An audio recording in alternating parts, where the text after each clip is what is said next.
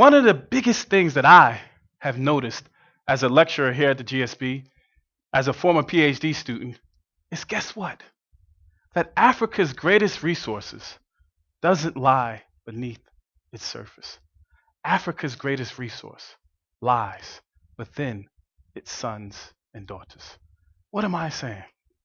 I'm saying that we live within an emerging market context, meaning that we have high social inequality. We have high uncertainty.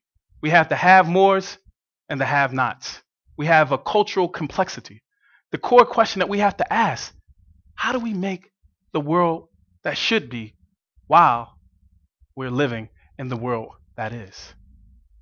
Now, I want to talk about three main components of dreaming: personal, educational, and social. The personal context of dreaming says, guess what?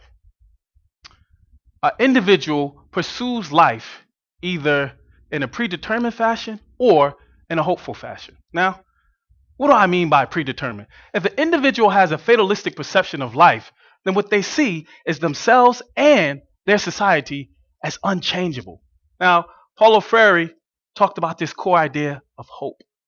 He said, hope is to understand that every single person is unfinished, even in the midst of struggle. Now, Cornel West added on to this notion of hope. He talked about the tragic hope, which says, even in the midst of struggle, even in the midst of one being oppressed, I still have the possibility of changing myself and the world.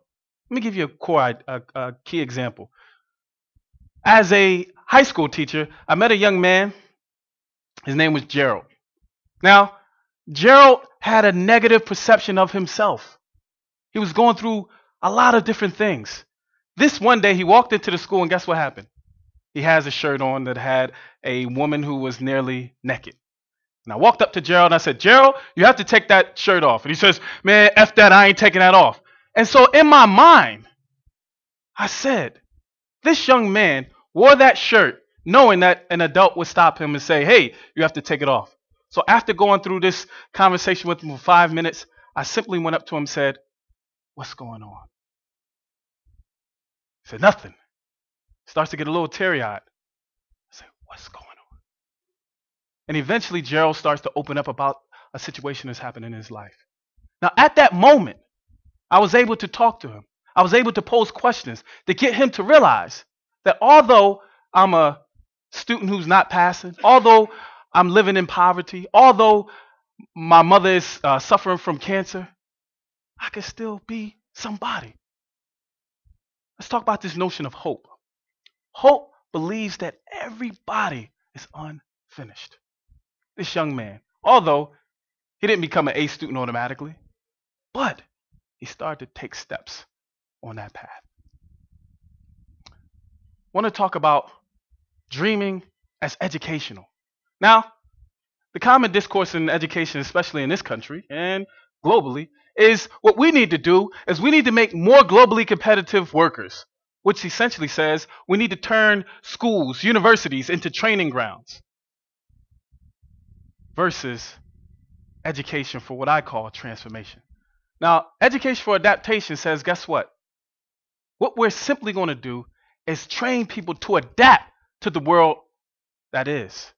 Versus education for transformation is saying, how do we create the environment where individuals can realize their human potential while at the same time struggle to make the world better? Now, I know that sounds extremely idealistic, but as I tell many people, I'm a self-confessed dreamer.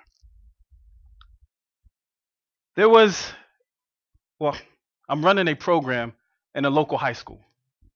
There was a young lady, and this young lady says, hey, you know what I want to be when I grow up? I said, no, what do you want to be? She says, I want to be a chartered accountant. I said, wow, why do you want to be a chartered accountant? Well, you know what? I can make a lot of money, and if I make a lot of money, I can get my family out of the situation they're in. I can give back to my community. I'm like, wow, that's amazing. Great.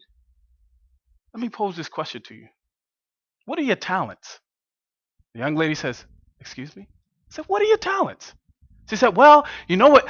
I'm very creative. You know what I do? I love creating stories and acting out plays in front of my friends. Oh my God, that's what I really want to do. And I was like, wait, why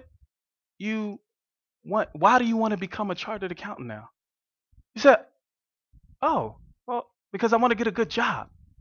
And I said to her, well, if your talents and your dreams don't match up, how are you thinking about living your life? And she said, well, when I turn 40, I can live my real dream.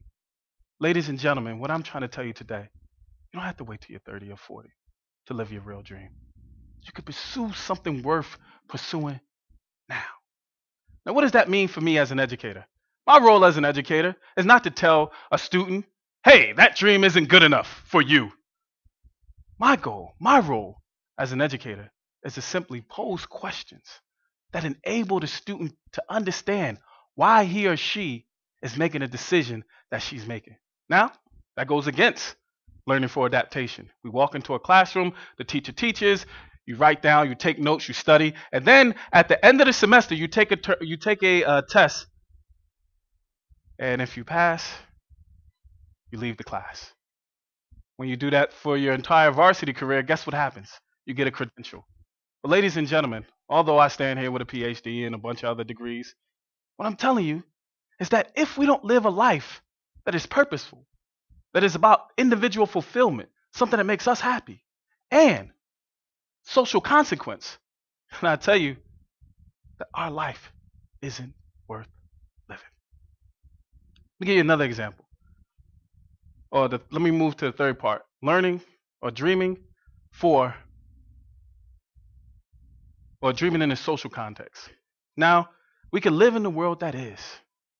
Now, when I walk out of my doors every single Thursday, I see individuals from the townships going through the trash. And I think to myself, wow, what dream was failed by this individual not pursuing something greater in life? And I thought to myself, what is my role as an educator, especially an educator at one of the greatest universities on this side of heaven, the top business school in all of Africa? Is my role just to say, hey, these guys, they made a decision, therefore everything's okay? Or is it my role as an educator to engage with my students in such a way that we can work with people from oppressed backgrounds to figure out how do we solve the problems of our era? Second choice is the choice I choose. I don't believe that education is a process that merely transfers knowledge to willing recipients. I believe that education is a process where individuals come into the classroom with their dreams. And the classroom serves as an incubator, not only for individuals to pursue a dream of individual fulfillment, a dream where I can do something that I love and I can get material things based upon me being employed, but it's also a process by which individuals can pursue something that makes the world better. Now, one day, this is all the stories are true stories. One day, I'm in a crisis mode. I had to make a decision. Do I pursue this degree, which is what we call in the States an educational doctorate, or do I pursue a PhD? Now, to pursue a PhD, is extremely prestigious. But there was something in my soul that said, God put me on this earth to do something more than having a big title. God put me on earth to do something more than be a professor or a lecturer in one of the best universities in this world. God put me on this earth to make a change. And I was so afraid to make this change. All of my friends have said, no, Nosakhere, just do the good thing so you can get a good job, okay? You'll finish, you'll write your dissertation, you'll be a doctor, you'll have a lot of money, and you'll be able to provide for your family. But I said to myself, is that enough? And I won't go deep into it, but in the Bible, Solomon talked about this key concept. He said, are we going to grasp for wind, or are we going to walk with God? Now, walking with God essentially says this: I'm going to live a life of purpose, because if I die tomorrow, what am I going to tell my God? Am I going to say to God, hey, If you would have gave me a couple more chances, I would have done the right thing. Or will I tell my God, if you gave me 20 more years, the world would have been different? And if I can't say that, then what's the point of my living? So at this moment, I go to this donut shop. I get a blueberry muffin. Now I'm waiting for my bus to come. Now as I stand at the counter and I'm eating my blueberry muffin, there's a gentleman who stands right beside me, homeless. The stench of urine reeked on this young man. I turned over and I looked, and he had a jacket on. His jacket was filthy. His hair had this dusty flow to it. And I said to myself, why is this guy sitting next to me at midnight? Or stand next to me at midnight? Then I looked at his hand, and he too was eating a blueberry muffin. As you all say in South Africa, yeesh, yo. And I simply said to myself that God put this guy in front of me to make me reflect on my life because I needed it at that moment. And guess what I said? I'm going to think about this deeply. What does this blueberry muffin mean? Now, for me, the blueberry muffin was a snack. The backstory to the snack was I lived with my grandparents right before I went to graduate school. My grandfather had a rule: you come into my house after midnight, the kitchen is closed. So, needless to say, I'm on a bus stop at midnight. I'm not going to get to the house until 1 o'clock. So that was a snack to hold me over for breakfast. Now, for this gentleman, it wasn't a snack. It was a dinner. It was a meal. He might not have even known the next time he was going to have his meal. But check this out. Symbolically, this blueberry muffin was, guess what? Dreams. That's what it symbolized to me. This guy couldn't pursue his dream for whatever reasons. Now here I am, Nosakhere, Griffin-El. I wasn't the greatest person. I got left down in 7th grade. Got left down in 9th grade. My teachers were telling me, hey, you know what? You'll never be anything. You'll probably be dead or locked up by the time you're 18. Didn't have a father. My mom raised me by herself.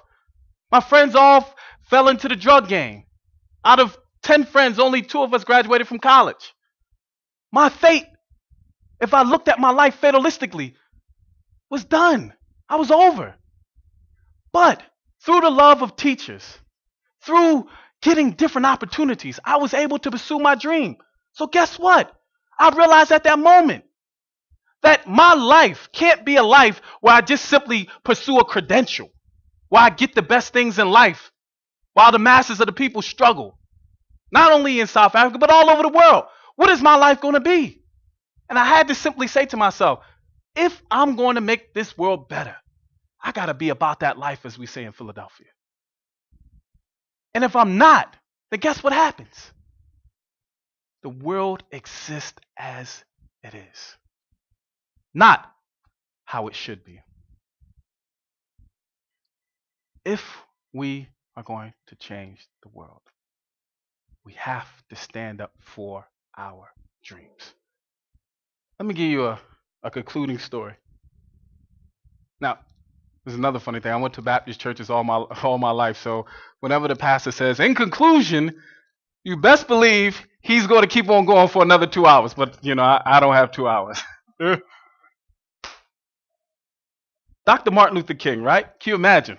At that time, he wasn't Doctor, he was just Martin, right? Short Martin, too, right? Not Martin, like the show. Anyway, he was taking a sociology class. He had a classmate. Classmate would study. Classmate would study for a sociology exam and get straight A's for 1 hour. That's the length that he would study. Martin Luther King said, if such and such studies this long, I'm going to study that long too. Takes the test, guess what happens? He fails. He said, well, you know what? The second time he had to take the test, I must not have been studying hard enough for that 1 hour. So you know what I'm going to do? I'm going to study again for 1 hour. Fails again. And he does this 2 or 3 times.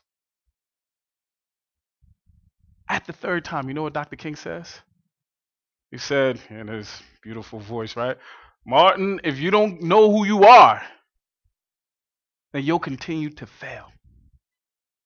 Ladies and gentlemen, I want you all to know that the world is a graveyard of lost dreams. And not dreams lost because of some sort of oppression sometimes. These dreams are lost simply because we don't have the courage to move beyond the status quo. We don't have the courage to say, even though it might seem impossible, I'm still going to do it.